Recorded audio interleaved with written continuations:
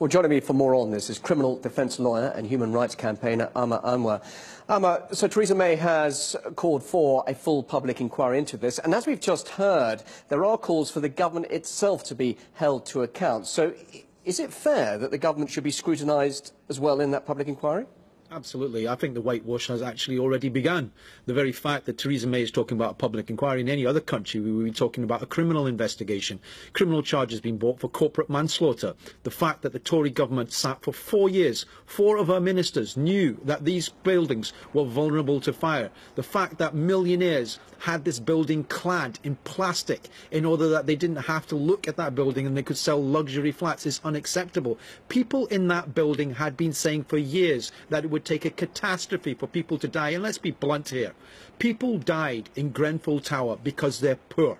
And that is a disgrace in the 21st century in this country, in the United Kingdom. And Theresa May, when she visited Grenfell Tower today to meet with the emergency services, for her to cry crocodile tears, to praise the emergency services firefighters who risk their lives running into burning buildings, risking their, men and women risking their lives and having to hear the agonising screams and not being able to help, when the very same Tory government actually axed 552 firefighters, shut down 10 fire stations when Boris Johnson was mayor. This is the impact of a Tory government cuts, and people have known about this for years. And the reality is that tonight there are 4,000 other high-rises throughout the United Kingdom, in England and in Wales, where people will be scared whether their buildings could also go up in flame. It's the bottom line here is money.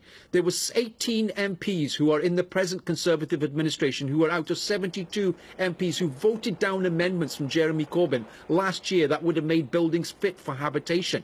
This should be a criminal investigation. So what went wrong? People when you're talking about money, people losing lives. You're talking about money, and there is a lot of criticism that not enough is being invested in social housing, but almost £10 million, or perhaps just over £10 million, was invested in that particular property. So what has gone wrong? What has gone wrong there? £300,000 is what it would have cost to have fitted sprinkler systems in that building. That would have saved lives. Where did the money, £10 million, go?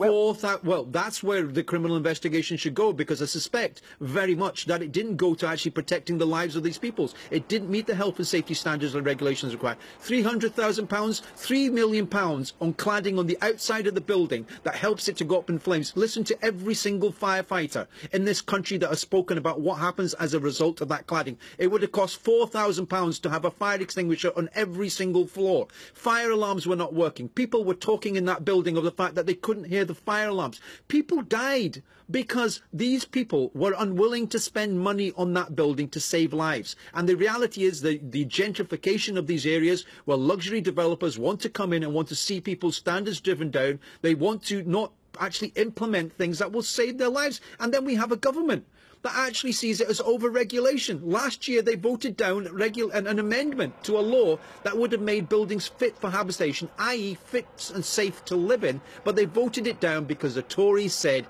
it was too much over-regulation. And God forbid that when we have Brexit coming in, what health and safety standards will be thrown out of the window simply because a bunch of land developers, and I'm being blunt here, I am extremely angry, as are many people in this country, because people, children, families died in that building. So, they could not Theresa May has promised that people will get answers. Will that public inquiry? Will that public inquiry answer those questions? No, those poor because people when you have the government that is responsible for the cuts and the loss of lives, setting up what the parameters of the inquiry are, we are heading towards a whitewash of inquiry. I wouldn't trust Theresa May with any inquiry. It should be an independent inquiry. It's all very well for her to fix the judge. We should remember that the parameters of the inquiry are set by the Home Secretary or are set by Theresa May. That should not be in their hands, because we've had reviews before and nothing was done. By 4 successive ministers, nothing was done to save lives. And yet again, we now have another inquiry. How many more public inquiries? Don't ever forget the Bloody Sunday inquiry. Don't ever forget the Hillsborough inquiry. Inquiries where whitewash after whitewash after whitewash took place.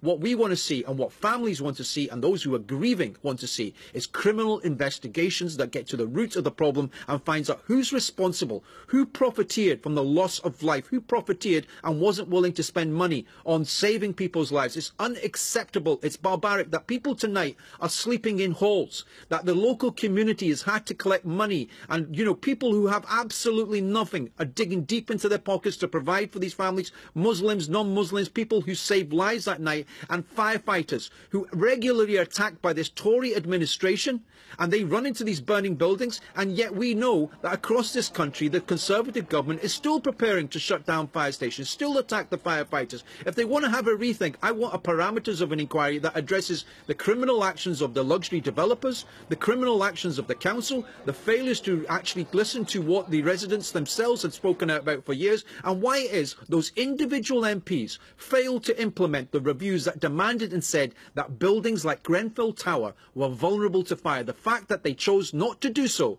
is criminal, absolutely criminal, and people lost their lives because of that, and Theresa May should resign. Amar Anwar, thank you very much indeed for joining us live on RT UK.